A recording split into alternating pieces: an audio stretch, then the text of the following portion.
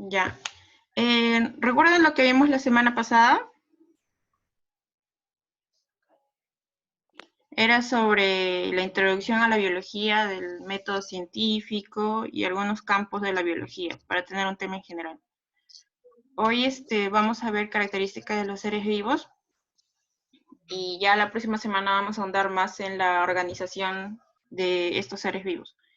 Pero primero unas preguntas de acuerdo al tema. Como ven ahí, ¿cómo podemos decir que algo está vivo? O sea, ¿qué definición o qué características toman los seres vivos? En este caso, por ejemplo, les puse un caso, ¿cómo podemos distinguir lo vivo de lo no vivo? En este caso tenemos a un panda. Se mueve. A ver, están entrando tarde. ¿Cómo podemos distinguir lo vivo de lo no vivo? Como les mencioné, ¿no? Entonces, en caso tenemos una piedra y un panda. ¿Cómo podemos saber si en este caso cuál es lo vivo y lo no vivo? A ver, Maynard, Cuando Kuro. se mueven. Porque respiran. Ya, puede ser una. Y otro. Cuando se mueven. ¿Cómo? Cuando se mueven. También. Esa también es una característica de un ser vivo. Entonces, ahí viene la pregunta, ¿no? ¿Cómo podemos saber qué características debe presentar un organismo para considerarlo vivo? Entonces, ahí viene el tema, ¿no? Ahí viene el tema ya, características de los seres vivos. Acá vamos a ver unos 8 características principales que son considerados para tomar en cuenta si es un ser vivo o no. Como ya había mencionado, algunos creo, una de las primeras características básicas es el movimiento. Por ejemplo, en este caso tenemos un leopardo que está corriendo, pero ¿cómo podemos saber? En este caso sí no tenemos dudas de que sea un ser vivo, pero ¿cómo sabemos que si una planta, cómo podemos considerarla si es un ser vivo o no? Entonces ahí viene. Por ejemplo, acá mencionan, las plantas son sésiles o inmóviles, o sea, sabemos que no tienen movimiento, o sea, no se pueden desplazar, pero los que sí se desplazan son las raíces, en busca de nutrientes o agua, a diferencia de los animales que sí pueden desplazarse. Entonces, en este caso, los seres vivos, tanto como los animales, mamíferos o no mamíferos, y las plantas, son considerados como parte de movimiento, como una de las características de los seres vivos. Entonces, esta es una de las características que podemos tomar en cuenta para ser considerado ser vivo. El otro es la irritabilidad. También es conocido con otro nombre, pero este es el más conocido, se podría decir. Bueno, para los que no saben, irritabilidad es la capacidad de los seres vivos para responder de un modo determinado a cambios conocidos como estímulos, ya sea externos o internos. ¿A qué se refiere esto?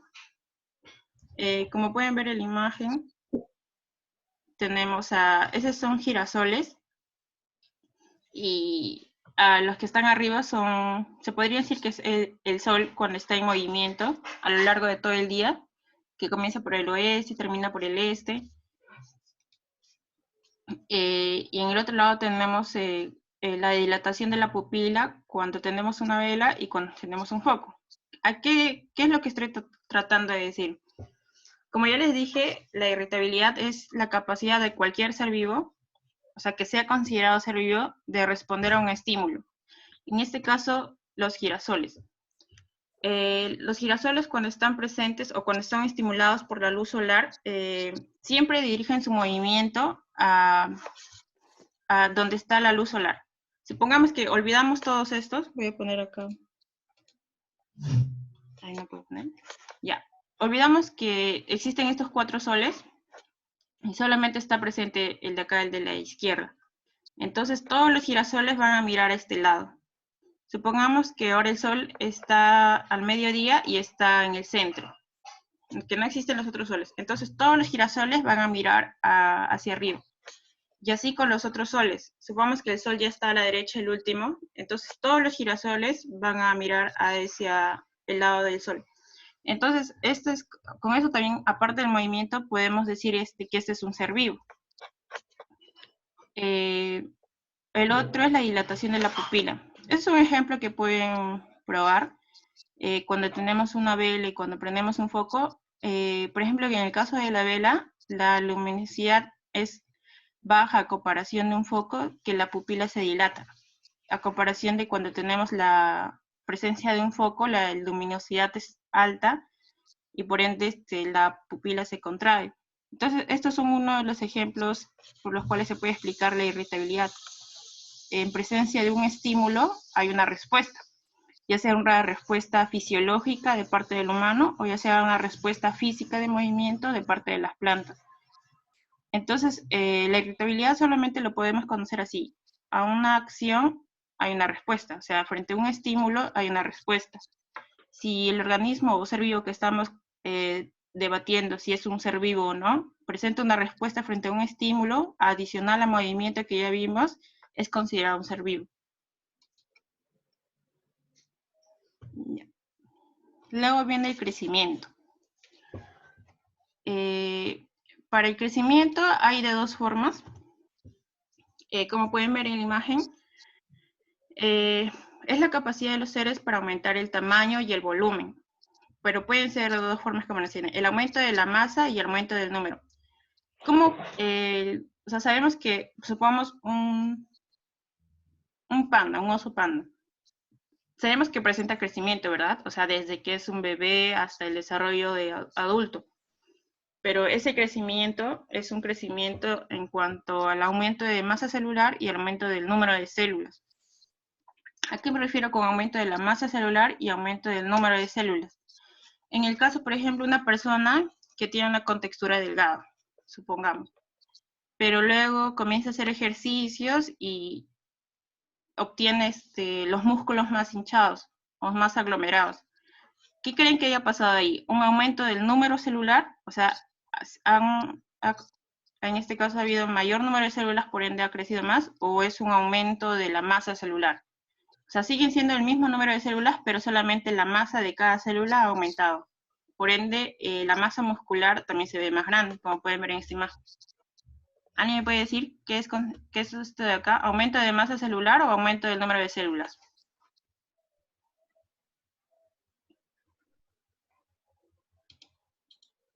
Pueden levantar su mano nada más el que desea. A ver. A ver, Osvaldo.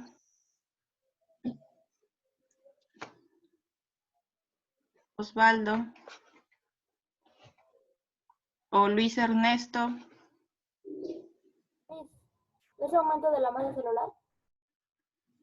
¿Cómo? Aumento de la masa celular. Ajá, es aumento de la masa celular. Como ya lo ven ahí, esto no puede ser considerado aumento del número celular porque ya hay un número de células determinado.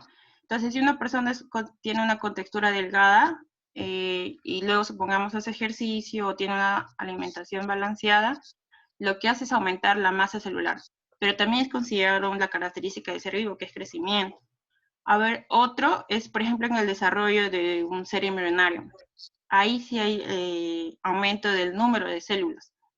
Cuando tenemos 4 células, luego tenemos 6 células, luego 8 células, ese es considerado aumento del número de células. Y para cada uno hay un nombre en específico. Para los que dijeron aumento de la masa celular, es considerado hipertrofia.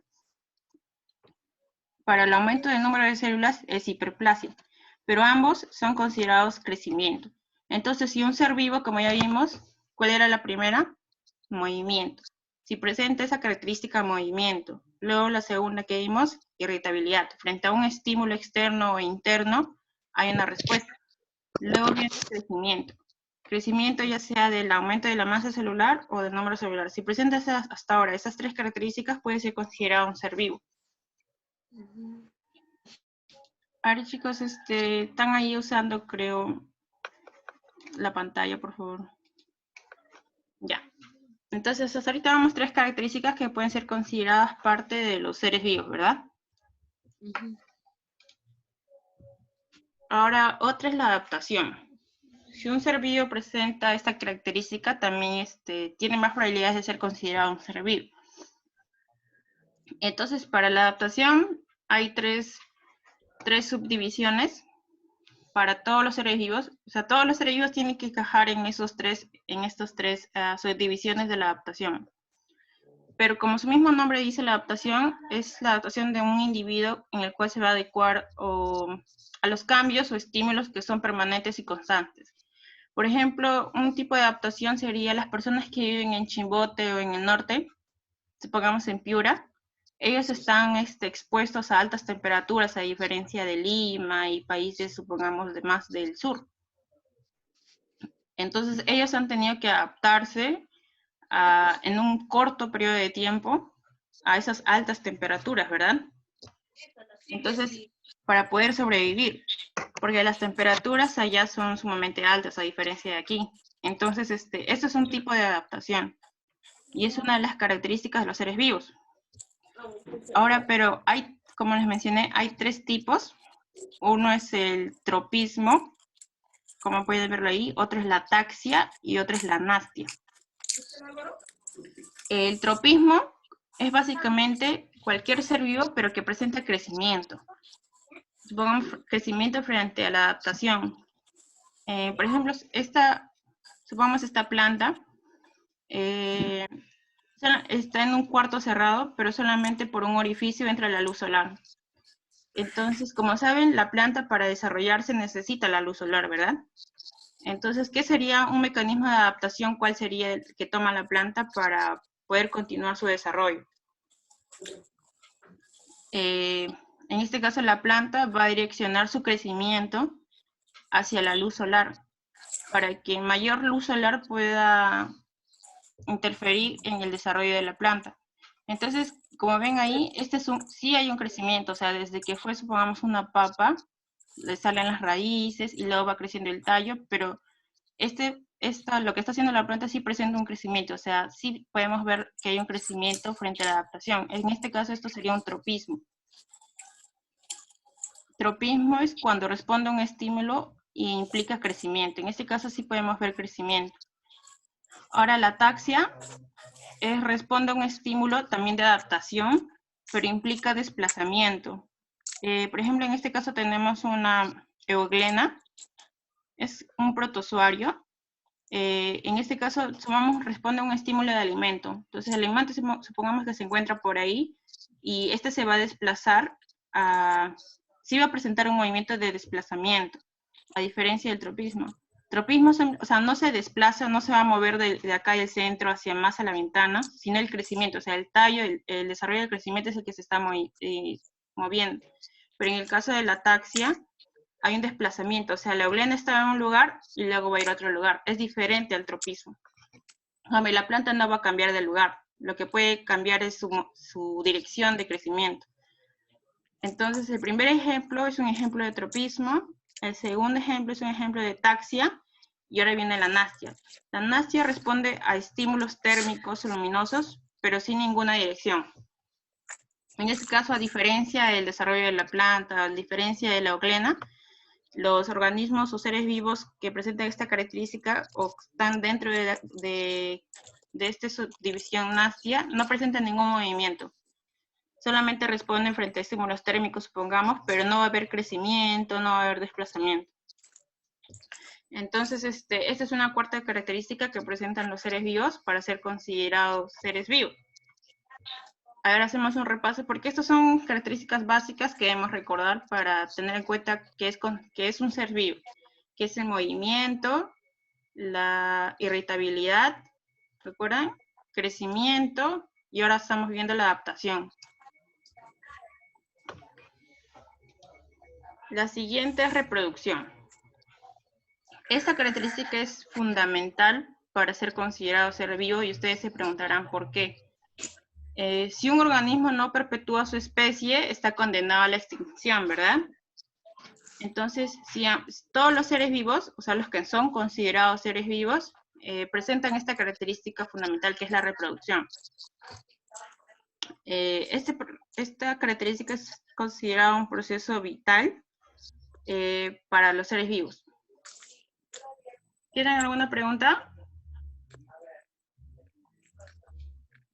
A ver, Sofía.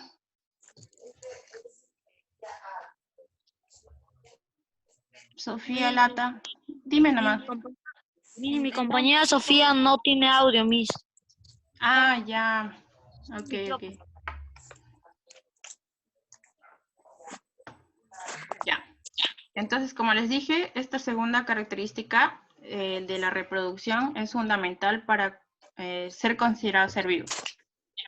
Porque como ya les mencioné, es una característica por la cual le va a permitir perpetuar la especie y evitar la extinción de ese ser vivo. Pero hay dos tipos de reproducciones que lo vamos a ver más adelante, la asexual y sexual. La asexual es básicamente un único individuo, como pueden ver acá, o sea, solo necesita de él mismo, de un individuo. En este caso es una euglena, que por fisión binaria vamos a tener dos individuos. Esta es una reproducción asexual, o también considerada fisión binaria, cuando no necesita de otro individuo. La reproducción sexual, a cambio, necesitamos dos individuos. En este caso tenemos, supongamos, dos bacterias, en el cuales sí necesitamos de ambos. O sea, necesitamos el material genético de uno de ellos y el material genético de otro de ellos para formar otro individuo, ya sea un individuo, dos individuos, tres individuos, dependiendo. Entonces, esos son los dos tipos de reproducciones que existen, que están clasificados dentro de reproducción y que es una de las características fundamentales de los seres vivos. En este caso, supongamos, les puse un ejemplo, el desarrollo de un pollo. En este caso sería una reproducción sexual, ¿verdad? Porque necesitamos tanto de la gallina como del gallo para obtener la incubación, en este caso de un huevo, luego la eclosión, la etapa joven y la etapa adulta, para luego continuar con el ciclo, ¿verdad? Con otros individuos. Entonces, como pueden ver, esta es una, si encontramos un nuevo o no sabemos cómo clasificar a algo que encontramos, si es un ser vivo o no, entonces si presenta esta característica, también hay más probabilidad de que sea considerado un ser vivo. El otro es el metabolismo. Si todos los seres vivos, o los que son considerados seres vivos, tienen que presentar esta característica del metabolismo. Básicamente son las reacciones químicas que ocurren en la célula con la participación de ciertas enzimas. Entonces pueden haber dos tipos de metabolismo: el anabolismo y el catabolismo. El anabolismo es la formación de moléculas complejas a partir de moléculas simples. El catabolismo es la degradación de moléculas complejas a partir de que dan origen a moléculas simples. Suena complejo, pero es básicamente anabolismo es el opuesto de catabolismo. Anabolismo es la formación de moléculas complejas. ¿A qué me refiero con moléculas complejas? Por ejemplo, en la fotosíntesis, ¿nosotros qué necesitamos? Necesitamos moléculas simples como agua, necesitamos moléculas simples como la luz solar, para formar moléculas complejas como es el oxígeno, que es necesario para la respiración, ¿verdad? Entonces, anabolismo está presente en la fotosíntesis, porque ellos a partir de moléculas simples como el agua y la luz solar podemos formar moléculas complejas como es el oxígeno. Este es un proceso de anabolismo y que lo realiza la planta en el proceso de fotosíntesis. Y como lo ven ahí subrayado, este es un proceso endergónico, porque consumen energía. El catabolismo es, por ejemplo, la célula. La célula de cualquier animal. Es básicamente un catabolismo porque es degradación de moléculas complejas. O sea, supongamos entra oxígeno. O sea, lo que formó la planta. Entra oxígeno. El oxígeno es una molécula compleja. Va a degradar este oxígeno para dar a moléculas simples. Por ejemplo, lo que va a salir es dióxido de carbono o CO2. El CO2 es una molécula simple. Por lo tanto, es lo opuesto. Anabolismo, a partir de moléculas simples, podemos obtener moléculas complejas. Y catabolismo es lo diferente. Consume las moléculas simples, o las complejas en este caso, para formar moléculas simples. Ya, entonces cualquier ser vivo que presente estas dos características, que presente esta característica adicional que es el metabolismo, va a ser considerado también un ser vivo. Otro, y la más importante se podría decir, es similar a la homeostasis, mejor dicho, a la irritabilidad. Frente a un estímulo hay una respuesta. Pero en este caso la homeostasis es básicamente frente a cualquier, la capacidad para mantener un estado de equilibrio interno de cualquier ser vivo, lo cual va a permitir su funcionabilidad. Supongamos en una persona que está frente a altas temperaturas. ¿Qué va a hacer el individuo? Supongamos una persona está con altas temperaturas, lo que hace su cuerpo luego que es sudar, ¿verdad? Sudar para liberar energía y para tratar de regular la temperatura de su cuerpo. Ahora, cuando está presente frente a bajas temperaturas, ¿qué es lo que hace el cuerpo? Comienza a temblar, ¿verdad? Porque está tratando de regular la temperatura, está tratando de generar movimiento para generar calor, porque está pasando por frío. Entonces la homeostasis es eso. Quiere regular, o en este caso la temperatura, supongamos, quiere regular la temperatura del cuerpo a base, cuando hay la presencia de un estímulo. Entonces la homeostasis es una de las características básicas para ser considerado también un ser vivo.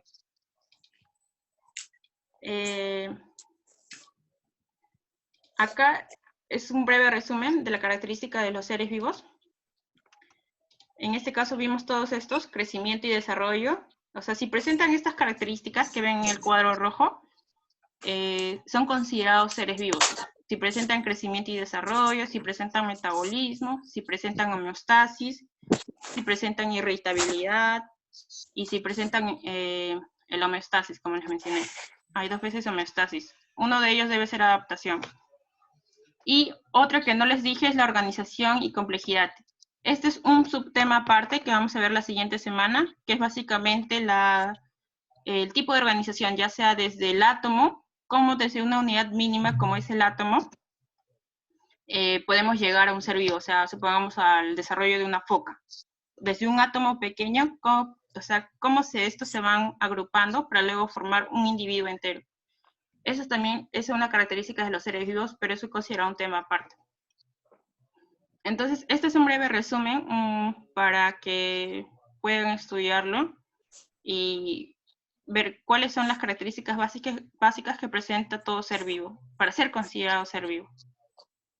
Entonces, hasta acá vendría a ser la clase. ¿Tienen alguna pregunta?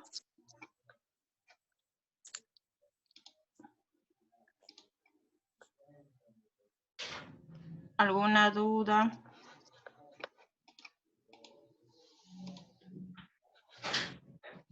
Hay una tarea que voy a dejar para los que preguntan quizás.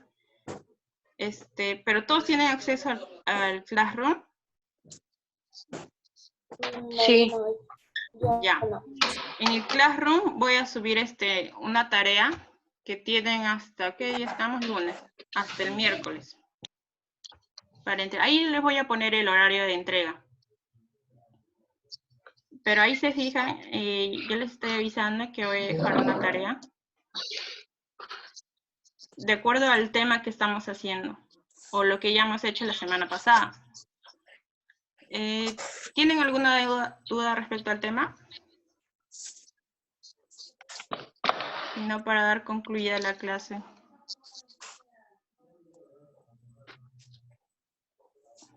Ay, chicos, dejen de usar eso.